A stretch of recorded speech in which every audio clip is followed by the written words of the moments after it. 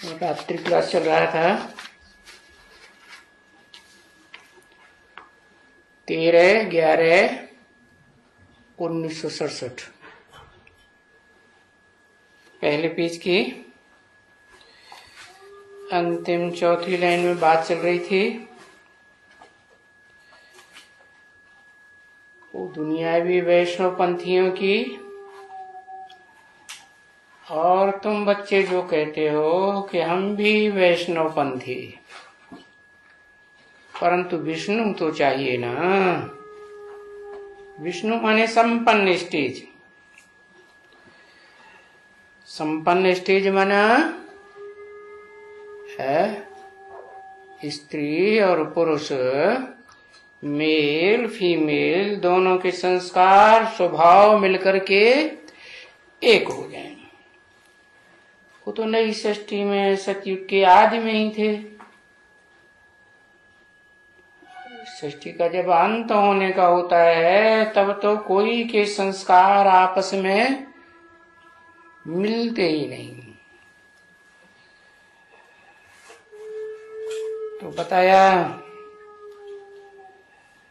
अपने पास वो दुनियावी वैष्णवों का वैष्णवपना बुद्धि में नहीं है।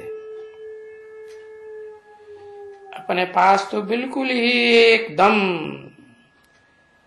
आत्मा को पक्का वैष्णव बनना है, ये बुद्धि में है। विष्णुवंशी बनना है। जैसे विष्णु की स्टेज कंबाइंड, ऐसे हमारी भी स्थिति बने कि बुद्धि में पक्का बैठ जाए कि किस जन्म का साथी हमारा नई दुनिया में कौन बनेगा, जिसके साथ हमारे स्वभाव संस्कार मिलकर के कम से कम 21 जन्म के लिए तो एक हो जाएं। फिर नंबरवार पुरुषार्थ अनुसार तो बनना तो है विष्णुवंशी, परंतु उसमें फिर वो सभी चल नहीं सकते हैं। वो सभी कौन? वो सभी जो दूसरे धर्म की आत्माएं हैं या उन दूसरे धर्मों के प्रभाव में आकर के कन्वर्ट होने वाली देवी देवता सनातन धर्म की आत्माएं हैं, नई दुनिया में जाने वाली, वो भी सभी एक जैसा पुरुषार्थ तो कर ही नहीं सकती, तो सभी चल भी नहीं सकते हैं।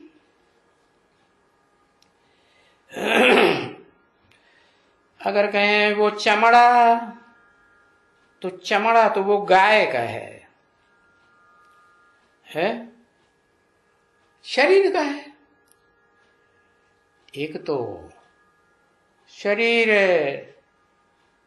मनुष्यों का भी होता है, देवताओं का भी होता है, और फिर जानवरों का भी है। और बताया गाय, कृष्ण को गऊएं दिखाई है, तो वो भी तो चमड़ा ही है ना। भले गाय सीधी सादी पशु है, ये चमड़ा कहते हैं ना इनको, है किसको? इनको माने देह अभिमान को चमड़ा कहते हैं। तो वास्तव में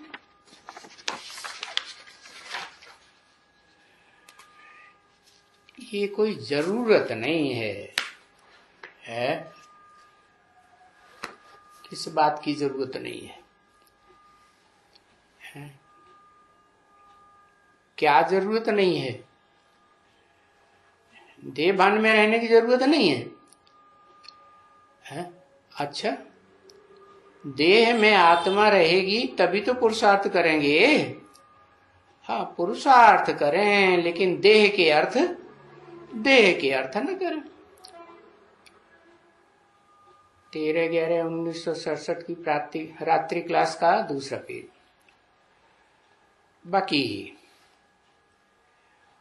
उनकी भावना शुद्ध है, अच्छी, तो वो करके मंगा करके देवे। क्या क्या मंगाए कि देवे? अरे चप्पल की बात हो रही थी ना, तो भी चप्पल वगैरह रह नहीं सकते। क्या मंगाए कर देवे? वो ही लांग बूट वाली बात याद आई। हाँ, वो उनकी बुद्धि में बैठ हैं भी, तो भी क्या होगा, वो दूसरे धर्म में कन्वर्ट होने वाली या जो भी दूसरे धर्म वाले हैं अपने धर्म के पक्के, वो फिर चप्पल के बगैर रह नहीं सकते। और फिर उनको चाकरी में थोड़ा डर भी है। क्या क्या डर है? तुम बच्चों को तो पता है? वो जो चाकरी बताई, कैसी चाकरी बताई?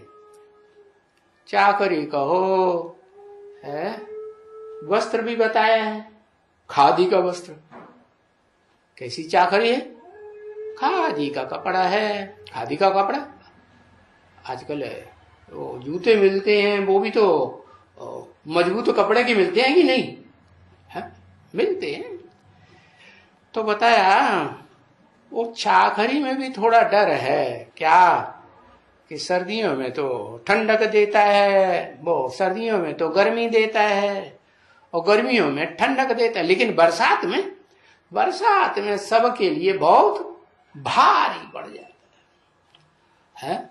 हाँ, तो भारी पड़ जाता है तो गिरने का डर है, उथलने का डर है। तो वो चमड़ा भी पहना हुआ हो तो बुद्धि रूपी पांव में तो पहना हुआ है,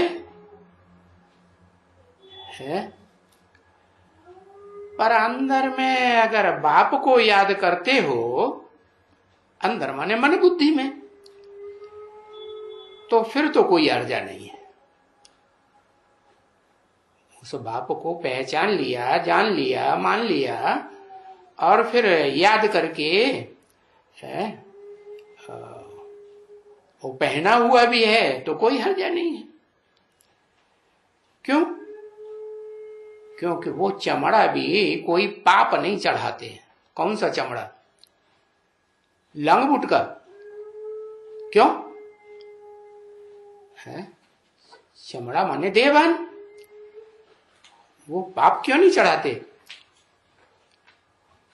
क्यों नहीं पाप चढ़ाते?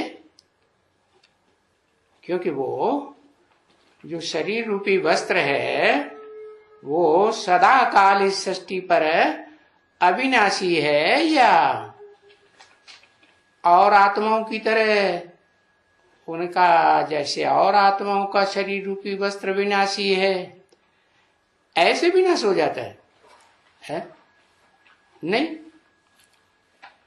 तो जब विनाशी नहीं है तो अविनाशी को याद करेंगे तो कैसे बनेंगे? अविनाशी बनेंगे। और विनाशी को याद करेंगे तो विनाशी बनेंगे।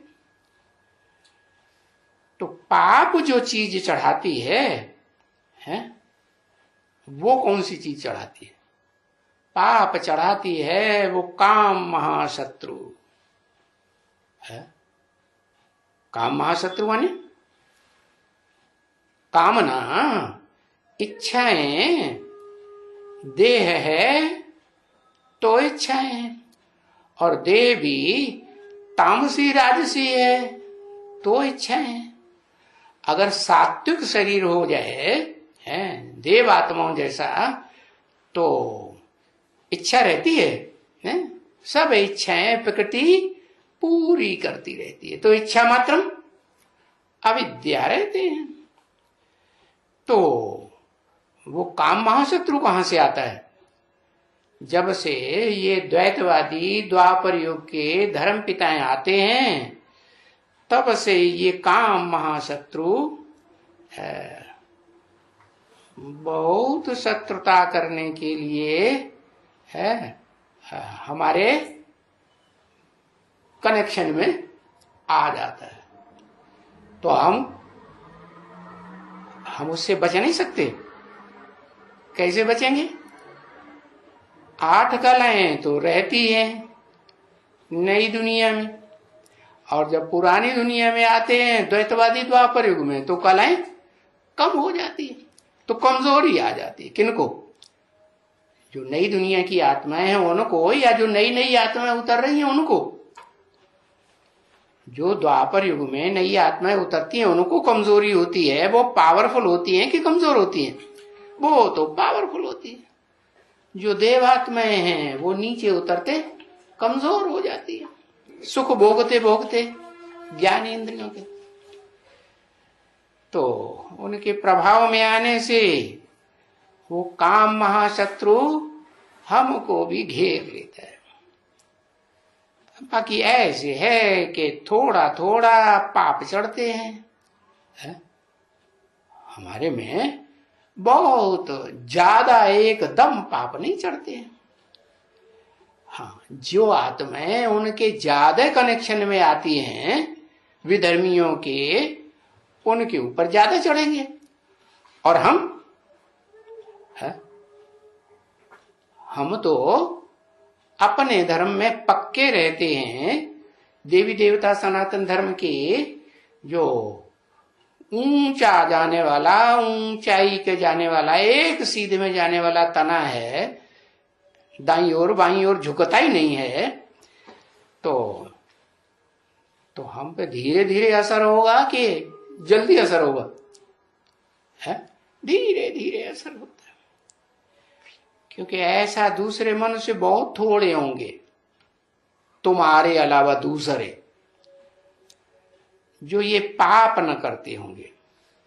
है कौन सा पाप? पाप किसे कहा जाता है? दुख देने को पाप कहा जाता है। तो बाप तो कहते हैं कि इस पुरानी दुनिया में भी पतित तो सब होते हैं, वो तो इस पतित दुनिया का कायदा है। परंतु हाँ, एक के साथ मन बुद्धि का लगाव झुकाव पक्का रहना चाहिए। अनेकों के साथ अगर मन बुद्धि का लगाव झुकाव रहा और पक्षपात आ गया तो फिर क्या होगा?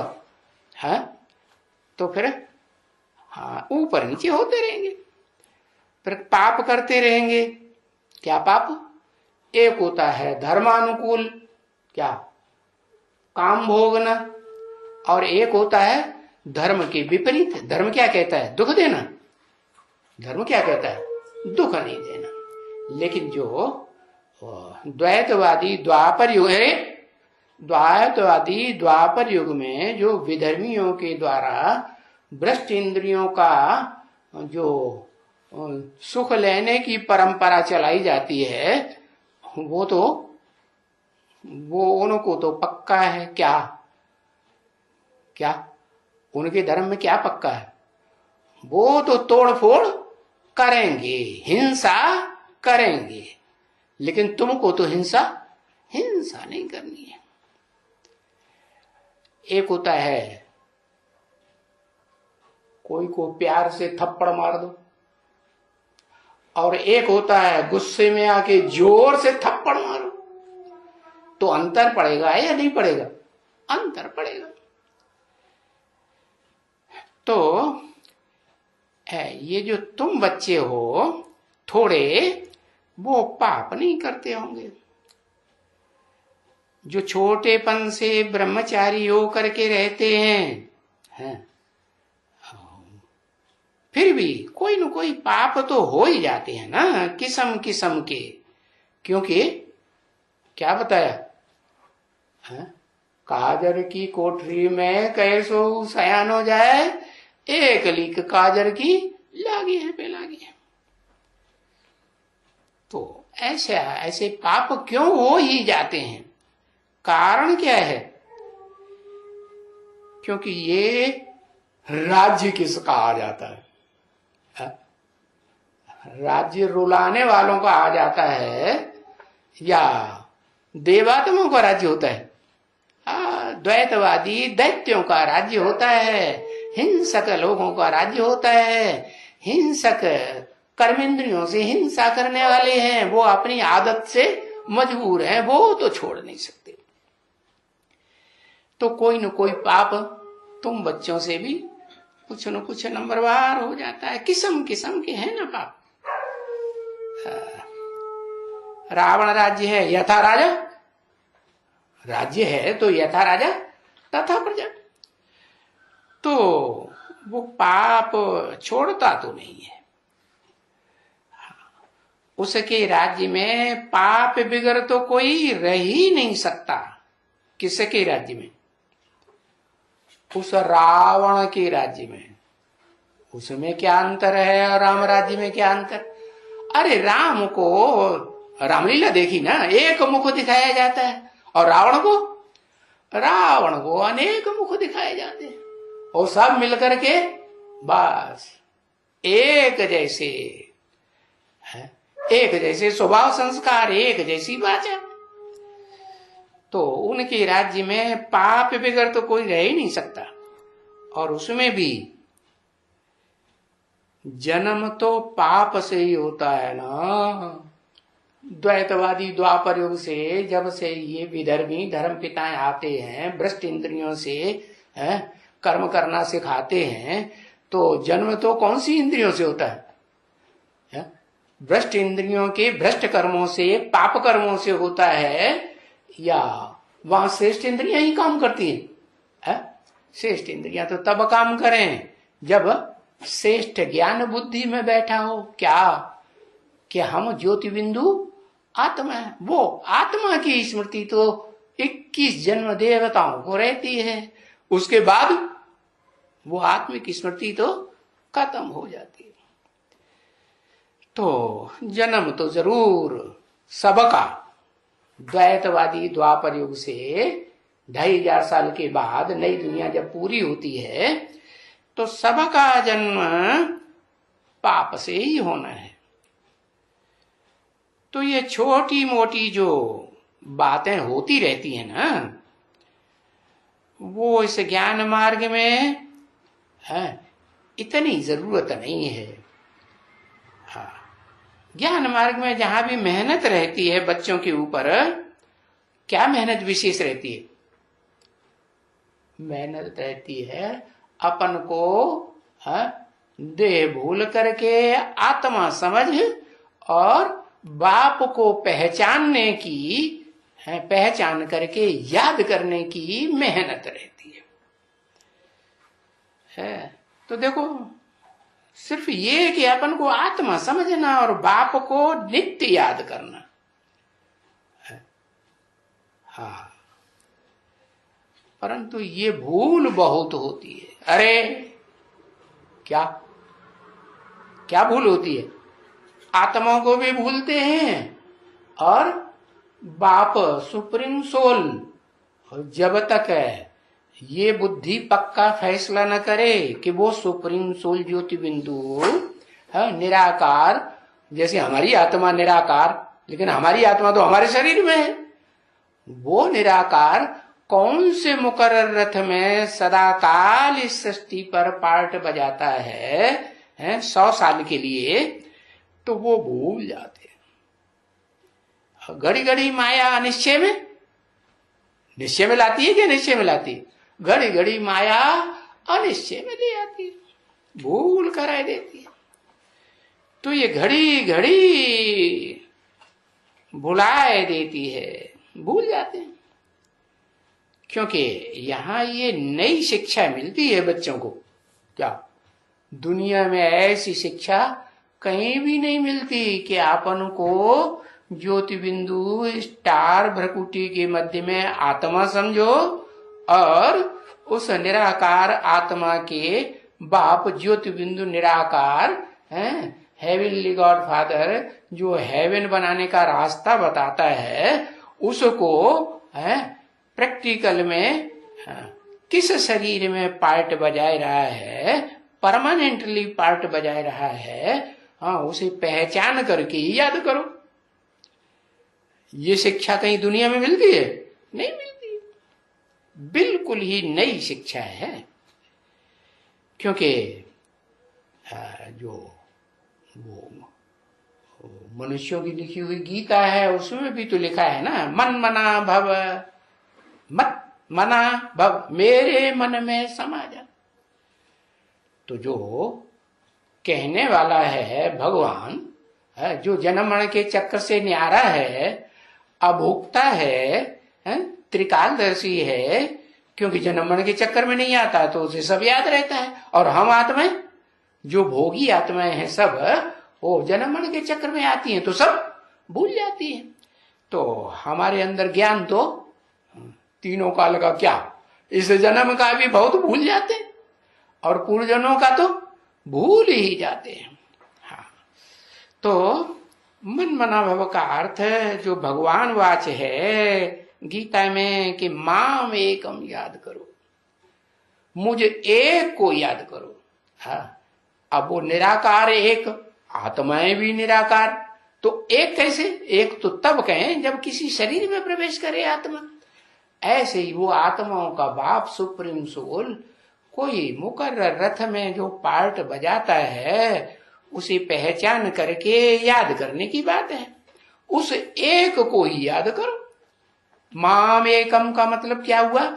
मैं उस शरीर में बैठ करके बोलता हूं ना कि माम एकम, मुझ एक को याद करो।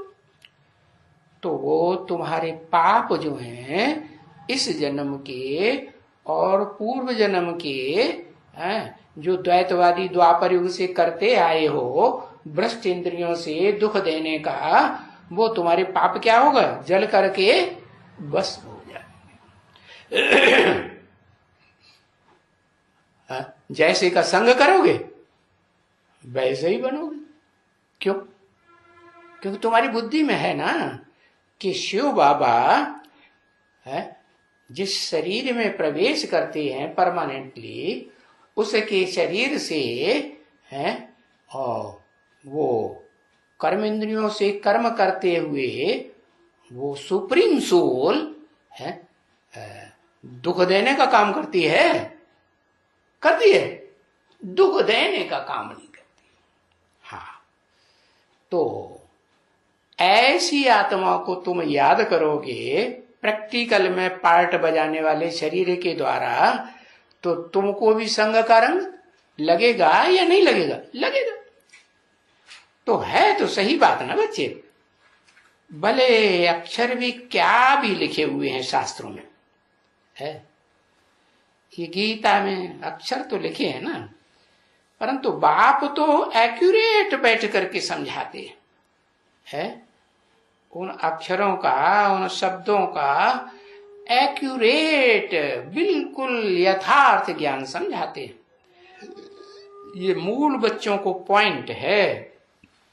क्या पॉइंट भी मूल है और बच्चे भी मूल है? कहां से आए? जड़ों के थ्रू आए ना। तो जड़ मूल कहा जाता है ना, मूल माने जड़। तो जड़ पहले कि मूल?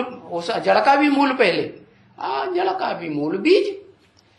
तो मूल बच्चों की ये पॉइंट है और दुनिया वालों की ये पॉइंट नहीं है। क्या दुनिया वाले कौन? वो चाहे जड़े हों, है उसमें चाहे कोई भी आत्मा हो। कौन सी आत्मा है? तुम बीज रूप आत्माओं को छोड़ करके बाकी सब हो गई। हाँ, वो ही जड़ हो गई।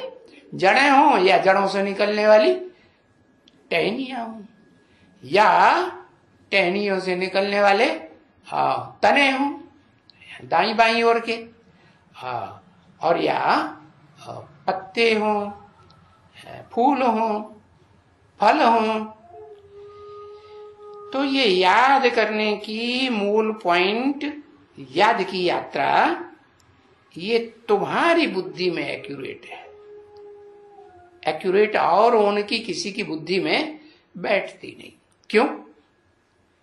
क्योंकि तुम बीज रूप बाप के डायरेक्ट बीज रूप बच्चे तुम हो। क्या? बीज के बच्चे? बीज, और बीज सदा काल होता है या कभी होता है कभी नहीं होता? अरे वृक्ष है, जब बीज बोया जाता है धरणी में तो बीज तो धरणी में मिक्स हो जाता है। कहते हैं ना कि दाना खाक में मिलकर गुले गुलजार होता है। क्या गुलजार होता है? हाँ, नया पौधा निकला तो बीज में जो भी स्वभाव संस्कार हैं वो पौधे में आते हैं या नहीं आते हैं? छोटा पौधा होगा तो भी आएंगे, मध्यम रहेगा तो भी आएंगे, बड़ा होगा तो भी वो बीज के स्वभाव से, माने बीज तो भले दिखाई नहीं पड़ता है लेकिन वृक्ष में बीज का वो स्वभाव संस्कार रहता तो है ना। तो वो बीज रूप आत्माएं इस सृष्टि रूपी रंगमंच पर कौन है विशेष, और ना उनका बीज रूप बाप कौन है सबका एक, वो भी दिखाई नहीं पड़ता है। क्योंकि वो तो जाते हैं यहां वहां पहाड़ों पर धक्का खाने के लिए। क्या? जो भक्त है ना, जो भक्त हैं वो तो पहाड़ों पर धक्के खाते हैं। क्यों? वो समझते हैं कि इस सृष्टि रूपी रंगमंच पर जो ऊंच ते ऊंच पाटधारी है, ऊंचे ते ऊंचा भगवंत, वो कोई पहाड़ों पर बैठा होगा। अब पहाड़ों पर बैठने की बात थोड़ी है, ये तो आत्मिक स्थिति में ऊंची स्टेज में रहने की बात है। या तो आत्मिक स्थिति में ऊंची स्टेज में जो त्रिनेत्री शिव कहा जाता है, त्रिनेत्री महादेव कहते हैं ना, तीसरी आंख दिखाते हैं ना, हाँ, तो वो मनन चिंतन मंथन की सूक्ष्म स्टेज में रहता है या नहीं, सूक्ष्म वतन में। तो ऐसी सूक्ष्म स्टेज में रहेंगे तो भी ऊंची स्टेज कहेंगे, या कोई पहाड़ों पे जाने की बात है? पहाड़ों पे जाने की बात नहीं, वो पहाड़ों पे धक्का खाते रहते हैं। क्या? धक्का खाते रहते हैं। मना वो चाहे दुनिया वाले हों और चाहे बेसिक ज्ञान में चलने वाले अधूरे ज्ञानी हो, वो कहां धक्का खाते हैं? पहाड़ों पर जाकर के धक्का खाते हैं। और तुम बच्चों के लिए कोई जरूरी नहीं है कि पहाड़ों पर धक्का खाओ, नहीं, ऊंची स्टेज में जाने की बात है। आत्मिक स्टेज में जाना तो भी कहेंगे पांव में रहेगी आत्मा, के बीच शरीर में, कमर में रहेगी, पेट में रहेगी, कि एकदम उत्तम अंग में रहेगी। उत्तम माने ऊंची स्टेज में रहेगी। तो आत्मिक स्थिति में रहेंगे तो भी ऊंची स्टेज में, और बाप को याद करेंगे तो बाप तो है ही महादेव, देवताओं में बड़े थे, बड़ा देवता है ना। और तीसरे नेत्र वाला जब संपन्न स्टेज में प्रत्यक्ष होता है संसार के सामने तो त्रिनेत्री कहा जाता है ना, त्रिकालदर्शी बाप समान बनता है या नहीं? हाँ, तो ऊंची स्टेज हुई या नीची स्टेज हुई? ऊंची स्टेज। तो यहां तो आत्मा जानती है कि मैं बाप को याद करके और घर ही चले जाएंगे। कौन से घर में? ये दुनिया में जो नीचे नीचे घर हैं, स्थूल घर बनाए हुए हैं, ये तो टेम्परेरी है, आज हैं और कल नहीं रहे। वैसे भी जन्म जन्मांतर बनते बिगड़ते आए हैं कि कोई ऐसा घर है जो 2500 साल से लगातार बना हुआ हो? नहीं। हाँ, तो ये घर तो सब विनाशी। लेकिन बाप जो घर तैयार करते हैं, कौन सा बाप, कौन बनाते हैं? हाँ, वो निराकार बाप जिस मुकर्रर रथधारी मनुष्य सृष्टि के बाप में प्रवेश करके है वो घर बनाने की तरकीब सिखाते हैं कि बच्चे जो परम धाम है आत्माओं का घर ना, वो सामान्य आत्माओं का घर है। वो सामान्य आत्माओं के घर को भी तुम इस सृष्टि पर उतार सकते हो अपने लिए। क्या? तो तुम्हारा स्पेशल घर हो जाएगा। किनका? तुम बीज रूप आत्माओं का, रुद्राक्ष के मणकों का। रुद्र के बच्चे हो ना। हाँ, तो तुम घर ही चले जाएंगे, याद कर करके। किसको याद करके? उस रौद्र रूपधारी रुद्र को याद करके, रुद्र शंकर को कहा जाता है ना, हाँ, याद करके उसके कहा चले जाएंगे? हाँ, वो ही घर। हर आत्मा का घर कहाँ होता है? हर आत्मा का घर पहले पहले कहाँ होता है? अम्मा, माँ। तो तुम्हारा घर है परम ब्रह्म, क्या जो तुम्हारा बाप भी है और तुम्हारा घर भी है। परम ब्रह्म तुम्हारा घर है कि नहीं? घर भी है। तो तुम घर ही चले जाएंगे, और जाना भी है, घर है, जरूर जाना है।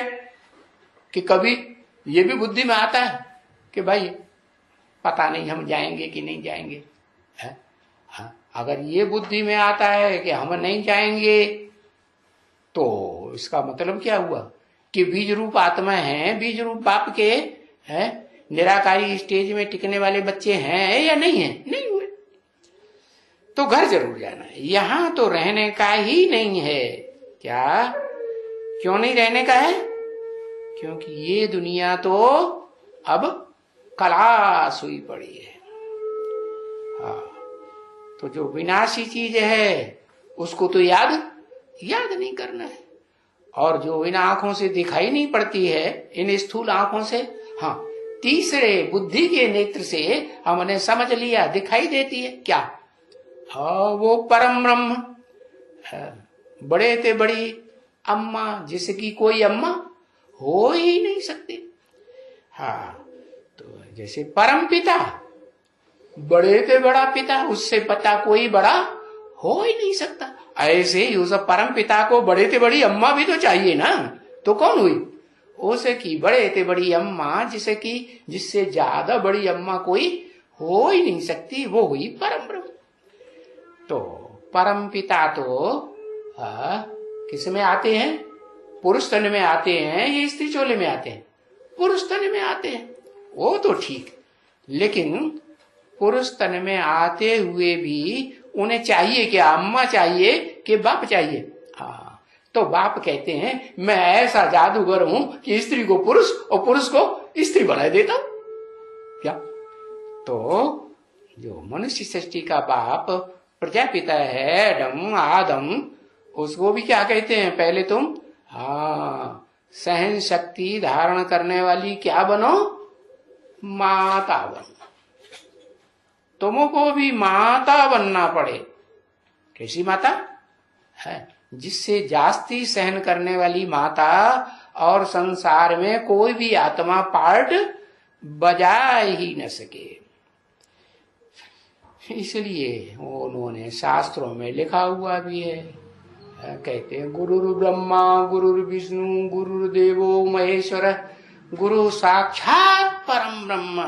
साक्षात माने इन आंखों से भी उसको देखा जाए, समझा जाए, पहचाना जाए कि यही हमारा परम ब्रह्म, बड़े ते बड़ी माता, गुरु है। इसलिए बाप आते हैं तो किसको प्रेफरेंस देते हैं?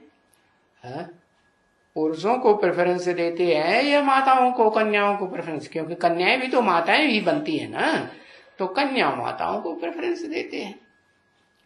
तो शिक्षा देते हैं बाप कि जिनको जाना ही है तो क्यों न पवित्र होकर के जावे। कहाँ जाना है? पवित्र धाम में जाना है। कैसी पवित्र माता है हमारी? कैसी माता? जिसको जन्म जन्मांतर एक बाप दूसरा नहीं। कौन सी माता है? वो कौन सी ऐसी आत्मा है जिसके लिए कहा कि वो पति के रूप में अगर कनेक्शन जोड़ेगी आदि लक्ष्मी, सिर्फ लक्ष्मी नहीं, लक्ष्मी तो फिर बहुतों के नाम हो जाएंगे। हाँ, आदि लक्ष्मी माने षष्ठी में नई दुनिया बनती है तो उसमें जो आदि लक्ष्मी है, हाँ, वो जिसको कहते हैं पार्वती, सबको पार लगाने वाली, वती माने वाली। तो क्यों ना हम पवित्र बन के जावे? जाना ही है वहां माँ के पास। कैसी माँ के पास? जो परम पवित्र माता है। तो जैसी है उसके पास जाना है तो कैसा बनना पड़े? जहां जाना है वैसा ही बनना पड़े। तो ऐसे ऐसे अच्छे अच्छे विचार सागर मंथन करना, अपने आप से ही बातें करते हुए है विचार मंथन करना। फिर अगर जो नोटबुक रखेंगे तो नोटबुक याद दिलाएगी, नहीं याद दिलाएगी। नोटबुक से तो हम कुछ काम लिया ही नहीं है, या डायरी में हमने कुछ नोट तो किया ही नहीं है क्या? तो ये बात भी नोट करने की है? अच्छी तरह नोट है ना? क्या कहां जाना है? अरे कोई आत्मा शरीर छोड़ती है तो कहां जाती है? अम्मा के घर में, अम्मा के पेट में जाती है कि नहीं? तो तुमको तो याद होगी कौन सी अम्मा के पेट में जाना है। हाँ जरूर याद होगी। तो हाँ, तो बताया नोटबुक में नोट करके रखना है। एक है वो स्थूल नोटबुक और दूसरी है हाँ बुद्ध रूपी नोटबुक। तो इसमें नोट करके रखना है क्या? और इस डायरी से काम लेना है। याद पड़ेगी तो डायरी ना, तो याद पड़ेगी। नोट लिखें और याद किया तो कुछ लिखे ना, तो जो लिखा हुआ है वो तो फिर परमानेंट हो जाता है। और जो लिखा ही नहीं तो कहते हैं क्या कहते हैं? कहते हैं एक बार लिखा और बार बार बक्का। कोई मुख से बार बार बोलता रहे तो सच्चा, या एक बार लिख दे वो सच्चा? हाँ एक बार लिखा और बार बार बक्का, वो मुख से बकने का काम नहीं आता है काम।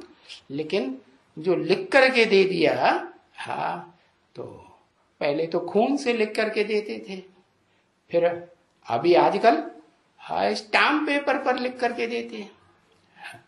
लेकिन वो भी स्थूल बात हो गई। लिखना कौन सी नोटबुक? हाँ ये बुद्ध रूपी नोटबुक में अच्छे से नोट करके रखना। बाकी जिनका पुरुषार्थ ही ऐसा है, हल्का सल्का है, पुरुषार्थ पुरुष के अर्थ आत्मा के अर्थ जो भी करते हैं तन से मन से धन से है, उनका हल्का फुल्का आत्मा के अर्थ करना धरना होता है। क्या देह के अर्थ करना ज्यादा रहता है, देह की ज्यादा चिंता रहती है और आत्मा के लिए हल्का फुल्का छोड़ देते हैं। तो फिर उनको तो जो चाहिए सो करें। क्या क्या कहा? जो आत्मा की तरफ है, आत्मा के अर्थ करने के लिए तन मन धन स्वाहा करने के लिए लगाने के लिए ध्यान ही नहीं देते हैं, तो वो चाहे जो उन्हें चाहे सो करे। बाकी नहीं तो डायरेक्शंस तो बाबा की मिलते हैं ना कि क्या करना है और क्या नहीं करना, क्या करने योग्य है, जो जन्म जन्मांतर ज्यादा से ज्यादा सुखी रहें, और क्या नहीं करना है योग्य है, जो जन्म जन्मांतर दुखी ही दुखी रहे, सुख का नाम निशान जैसे खत्म होता जाता है। तो अब ये डायरेक्शन भी देने वाला तो बाप ही है ना, है? ये डायरेक्शन देने वाली अम्मा है या बाप है? हाँ डायरेक्शन देने वाली तो अम्मा नहीं है, भले अम्मा के अम्मा में जाकर के जन्म लेना है, रहना है अम्मा के बुद्धि रूपी पेट में जाकर के, लेकिन है। और डायरेक्शन किससे मिलेंगे? डायरेक्शन बाप से मिलते हैं, देने वाला बाप ही है। डायरेक्शन वो क्या है?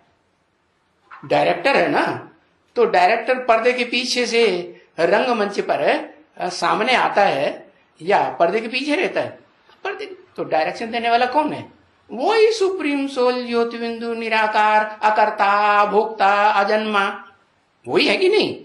लेकिन साकार शरीर में आके डायरेक्शन देता है, मुख से देता है, आंखों से देख करके बच्चों को डायरेक्शन देता है, या बिना इंद्रियों के द्वारा कार्य किए डायरेक्शन देता है?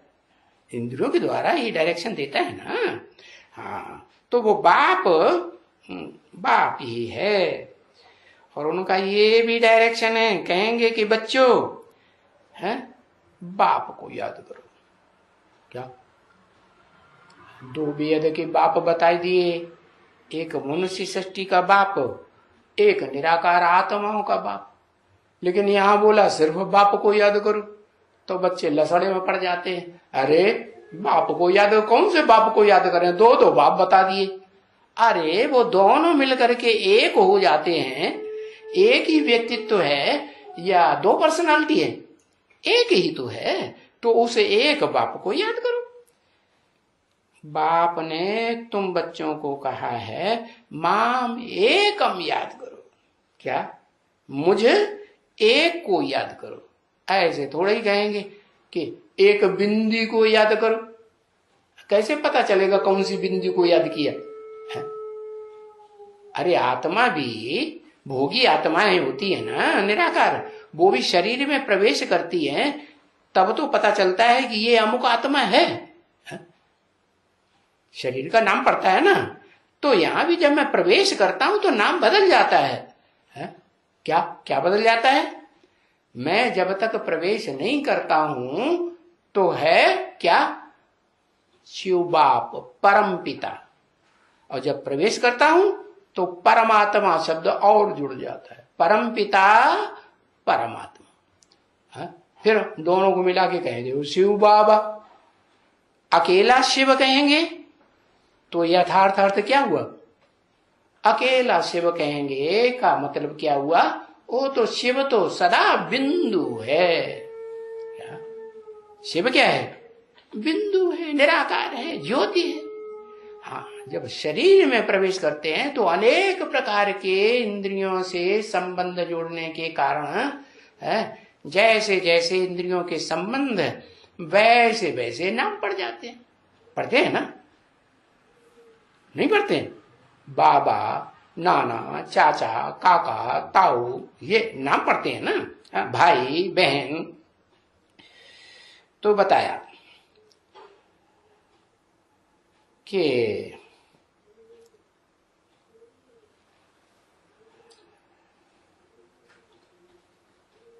दोनों इकट्ठे रहते हैं। कौन? वो परमपिता शिव, और जिसमें प्रवेश करते हैं वो मनुष्य सृष्टि का बाप, वो आत्मा। भोगी क्या? वो अभुक्ता, भोगी आत्मा। दोनों इकट्ठे रहते हैं। और वो भी कहते हैं, वो भी क्यों लगा दिया? मैं भी कहता हूं और वो भी कहते हैं। नहीं तो फिर देखो भूल जाते हैं ना घड़ी घड़ी।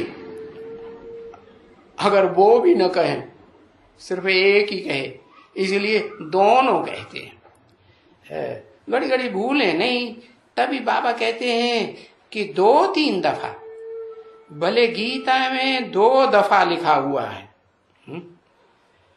परंतु ऐसे थोड़ा ही पक्का है कि सिर्फ 2 दफा ही बोला है। नहीं, अरे 63 जन्मों की रग पड़ी हुई है देह को याद करने की, और अनेकों प्रकार के संबंधियों की याद करने की। तो सिर्फ 2 दफा कहने से पक्का हो जाएगा? नहीं हो जाएगा। तो बोला ये तो जितना जितना ऊपर में चाढ़ी चढ़ती है ना आत्मा बच्ची है, तितनी तितनी सावधानी, सावधान सावधान सावधान कहते ही रहते हैं। क्योंकि माया घड़ी घड़ी बच्चों को हिलाए देती है। देखो ये माउंटेनियर्स हैं, ऊपर में जाते हैं, पहाड़ों पर चढ़ने जाते हैं ना, बिल्कुल ही पहाड़ों पर जाते हैं तो कितना खबरदारी से जाते होंगे। एवरेस्ट की चोटी पर चढ़ते हैं तो थोड़ा सा चूक हो जाए तो एकदम हजारों फीट नीचे खाई में जाके हड्ड-गुड्ड सब टूट जाते। तो वो तो है हद की चढ़ाई, देह की चढ़ाई, और ये है आत्मा की चढ़ाई। तो किसमें ज्यादा ध्यान देना पड़े है? वो देह की चढ़ाई तो एक जन्म की है, एक जन्म का शरीर क्या होगा, खलास हो जाएगा। और यहां तो अगर चढ़े तो चाखे अमृत रस, और गिरे तो चकनाचूर। कोई 5 मार से गिरते हैं ना तो क्या होता है, हड्ड-गुड्ड टूट जाते हैं। तो वो भी जो चढ़ाई चढ़ने वाले माउंटेनियर्स होते हैं कितना खबरदारी से चढ़ते हैं। और तुम्हारी तो अनेक जन्म की बात है, अनेक जन्म की प्राप्ति है या एक जन्म की बात है? अनेक जन्म की प्राप्ति की बात है। तो कहां पैर थिरक न जाए। उनके तो पांव होते हैं स्थूल, और तुम्हारा पांव है बुद्ध रूपी पांव, वो स्थिरियम रहना चाहिए है। माम एकम याद करो है, कहीं दूसरे की याद में बुद्धि चिपक के न रह जाए, फिर छुड़ाना बड़ा मुश्किल हो जाता है। तो बहुत सावधानी देते हुए भी चढ़ना पड़ता है। और फिर वो जो माउंटेनियर्स होते हैं, जो चढ़ने वाले, वो मरते भी बहुत रहते हैं। तो यहां भी यहां तो और ही जास्ती मरते रहते हैं। क्यों? ये कठिन, ये जन्म जन्मांतर का पुरुषार्थ कठिन, जन्म जन्मांतर के लिए जो मेहनत करते हो वो भी एक जन्म में, वो कठिन या वो कठिन, ये ज्यादा कठिन। तो बहुत सावधानी देते हैं। ऐसे नहीं है कि कोई माउंटेन पर जाकर के गिरते नहीं है, बड़े साज सामान लेकर के जाते हैं, बड़ी होशियार से जाते हैं ना। गिरते हैं। और यहां भी तुमको बच्चों को कितने अस्त्र शस्त्र साज सामान देते हैं, ज्ञान के अस्त्र शस्त्र देते हैं ना। नहीं, वहां भी तूफान लगते हैं स्थूल चढ़ाई में, स्थूल पहाड़ों की चढ़ाई में। और ये भी है ऊंचे ते ऊंचा पहाड़, क्या नाम दिया? नाम क्या है उस पहाड़ का? उन्होंने तो नाम दिया एवरेस्ट चोटी। और ये है तुम्हारी पहाड़ की चढ़ाई, इसका नाम क्या है? चोटी का ब्राह्मण। जब सारी सृष्टि जलमयी के कीचड़ में डूबने लगती है, सारी सृष्टि में बाढ़ आती है ना पानी की, तो मिट्टी मिल जाती है कि नहीं, कीचड़ हो जाता है कि नहीं, उसमें सब डूबने उतराने लग पड़ते हैं। तब वो ही एक चोटी ब्राह्मण चोटी बचती है, जिसके लिए शास्त्रों में भी लिखा है, शंकर चाप जहाज यही चढ़े उतरे पार नर। और कोई जहाज नहीं मिलेगा जो इस संसार सागर से पार करे, और कोई विषय वैतरणी नदी में ऐसी कोई नवैया नहीं मिलेगी जो इस वैषय वैतरणी नदी संसार को पार कराए दे। तो बताया तो जब चाड़ी चढ़ते हैं तो तूफान बहुत आते हैं। तूफान का जोर जो है ऊपर ज्यादा होता है या नीचे ज्यादा होता है? नीचे तो बिल्डिंगों से टकराना पड़ता है, छोटे मोटे पहाड़ों से टकराना पड़ता है। और जितना ऊंचा ज्यादा पहाड़ होगा तो वहां तो रास्ते में कुछ भी नहीं है और सीधा जाके टक्कर मारेगा। तो बोला तूफान बहुत लगते हैं, उनका टेंट वगैरह वो सभी गिर पड़ते हैं। पहाड़ों पे चढ़ते चढ़ते थक जाते हैं ना, तो बीच बीच में टेंट लगाते हैं। तो उनके टेंट वेंट सब सब वो तूफान उड़ाए ले जाता है। तो उसके ऊपर एकदम बर्फ चढ़ जाती है। हाँ, ऐसे भी होता है, ज्यादा ऊंचाई पर ज्यादा बर्फ गिरती है ना। हाँ, तो बर्फ में दब जाते हैं टेंट। तो वो टेंट समेत बर्फ समेत अंदर जब जाते हैं, तो देखो बच्चे, मौत तो सिर पर खड़ा है ना। जैसे वो हद में चढ़ाई है, वैसे यहां भी क्या होता है, पुरुषार्थ में ठंडी पड़ती है। कैसी ठंडी? जो सामने सन्मुख बैठ करके मुरली मिलती है, वो फिर सबको मिलती है? हाँ, वो भी नहीं मिलती है। हाँ, कोई को मिलती होगी, कोई को नहीं मिलती है। कभी ऐसा आएगा कि कोई को भी नहीं मिले, तब क्या होगा? तो पुरुषार्थ की ठंडी पड़ेगी या गर्मी रहेगी? हाँ, कहते हैं ना, सन्मुख सुनने में जो मजा है वो फिर पीछे से टेप रिकॉर्डर से वो तो सेकंड क्लास हो गया ना। और दूसरे मुख से पढ़ करके सुनाते हैं, या हम खुद मुख से पढ़ करके पढ़ते हैं, तो वो तो थर्ड क्लास मुरली हो गई। तो उसमें ज्यादा नशा चढ़ेगा? उसमें तो ज्यादा नशा चढ़ेगा। तो बताया कि ये पुरुषार्थ की ठंडी जो है ऐसे नहीं उन माउंटेनियर्स को ही पड़ती है, बर्फ में दब जाते हैं। तुम बच्चों के लिए भी ऐसा हो जाता है। इतनी जोर से ठंडी ठंडी बर्फ पड़ती है कि तुम्हारा जो टेंट है ना, जहां तुम इकट्ठे होकर के रहते हो, वो सब क्या हो जाता है? बर्फ में दब जाते हैं। तो पुरुषार्थ ठंडा हुआ कि गर्म हुआ? पुरुषार्थ ठंडा हुआ तो नींद ज्यादा आएगी कि कम आएगी? क्या हुआ? हाँ, पुरुषार्थ बहुत ठंडा होता है तो फिर बहुत नींद आती है। हाँ, पुरुषार्थ गर्म होगा तो नींद उड़ जाती है, मनन चिंतन मंथन भी जास्ती चलता है, और बाप की याद भी जास्ती याद आई। तो देखो, जब बर्फ में दब जाते हैं तो सबका मौत आ जाता है। हाँ, बताया तो मौत सो सिर पर सबके खड़ा हुआ है,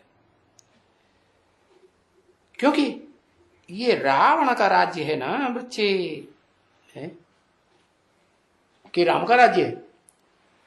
अरे राम के अंतिम जन्म के चोले में सुप्रीम सोल आता तो है, लेकिन वो भी मजबूरी दिखाता है, मैं भी ड्रामा के बंधन में बांधा हुआ हूं। तो क्या कहेंगे? रावण के राज्य में आया है या राम के राज्य में आ गया? क्या कहेंगे? रावण के राज्य में आया है। तो हर एक बात में तुम बच्चों को यही कहना है, क्या कि ये तो रावण का राज्य है, और वो जो आने वाला है वो नई दुनिया में है क्या? राम का राज्य होगा। कौन राम का राज्य? वो निराकार राम के राज्य की बात नहीं, वो तो राजा ही करता ही नहीं है। किसका राज्य होगा? हाँ, जिसने स्थापन किया उसी के लिए कहा जाएगा कि राम का राज्य। तो मैं सुप्रीम सोल शिव करता हूं? मैं तो करता ही नहीं हूं। हाँ, रास्ता बताता हूं। तो जिसने पूरा रास्ता सीखा, समझा, जाना, वो नई दुनिया की नई दुनिया का राज्य स्थापन करता है। तो उसे क्या कहा जाता है? भले सतयुग स्थापन होता है, राज्य 16 कला संपूर्ण कृष्ण का चलता है, फिर भी स्थापन किसने कराया किया? कहेंगे राम ने। तो राम राज्य कहा जाता है। सतयुग में भी राज्य किसका? राम राज्य। तो राम राज्य में तो कोई कुछ दुख हो ही नहीं सकता है। कृष्ण राज्य में दुख हो सकता है। कब कब कब दुख हो सकता है? जब कृष्ण वाली आत्मा वो जो राम का बीज रूप स्टेज वाला स्मृति है, उसमें नट के कौन सी बीज रूप स्टेज है?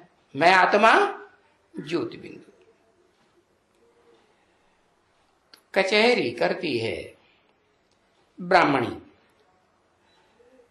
तो बाबा को कोई पूछने की जरूरत नहीं रहती है। क्यों? जो सच बताएगा उनको फायदा ही फायदा होगा। सच ही नहीं बताएगा, गोया झूठ बताएगा या नहीं बताएगा, तो झूठ हो जाती है। अब जब झूठ हो जाती है तो नुकसान होगा या फायदा होगा? हाँ, झूठ में तो नुकसान। तो जो झूठ बोलता है या नहीं बोलता है, छुपाए लेता है, तो उनको ही नुकसान पड़ता है ना। है? कि जो नहीं छुपाते हैं, है? उनको नुकसान पड़ता है। नुकसान किसको पड़ता है? हाँ, छुपाते हैं उनको नुकसान पड़ता है। तो आते हैं बच्चे, आते हैं बाबा, बहुत बच्चों से, बहुत वालों से तो कोई बात ही नहीं करते हैं। क्या ऐसे बहुत आते हैं जो पोता मिल देते ही नहीं है, बताते ही नहीं है। उनमें से बहुतों से तो कोई बात भी नहीं करते। बच्चों को ही कहते रहते हैं। क्या? बच्चों को ही कहते रहते हैं। क्या कहते हैं?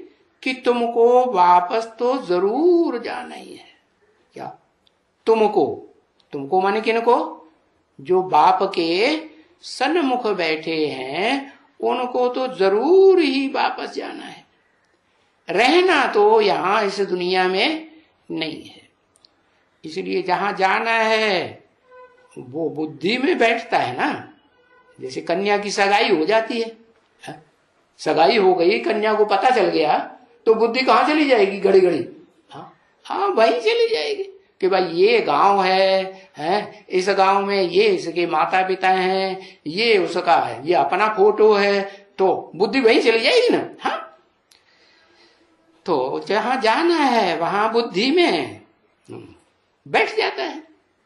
जैसे कोई मुसाफिरी पर जाते हैं, देखो 2 वर्ष की मुसाफिरी बांध करके या 3 वर्ष की एग्रीमेंट करके जाते हैं, 4 वर्ष की जाते हैं कि नहीं? हाँ, तो बताया बीच में म्यूजिक बज पड़ा। इस मकान में भी ताकत है। क्या कहा? किस मकान में? मैं भी क्यों लगा दिया? माने कोई दूसरा मकान भी है। एक तो मुकर्रर रहता है बेहद का मकान बाप के रहने का, और एक दूसरे टेम्पररी रहते हैं, तो वो भी तो मकान है ना। इस मकान में भी ताकत है। ताकत जड़ में होती है चैतन्य में? है? चैतन्य की बात है। अगर इस मकान में आकर के अंदर बैठे हैं, स्मृति में बैठेंगे ना, अरे याद करेंगे, तो इस मकान में भी आकर के बैठे और चित्रों को देखते रहें, तो भी बाप की यादगारी बहुत रह सकती है। क्या? सिर्फ इसमें आकर के बैठे। हाँ, क्योंकि चित्र तो रखे हुए हैं ना। है?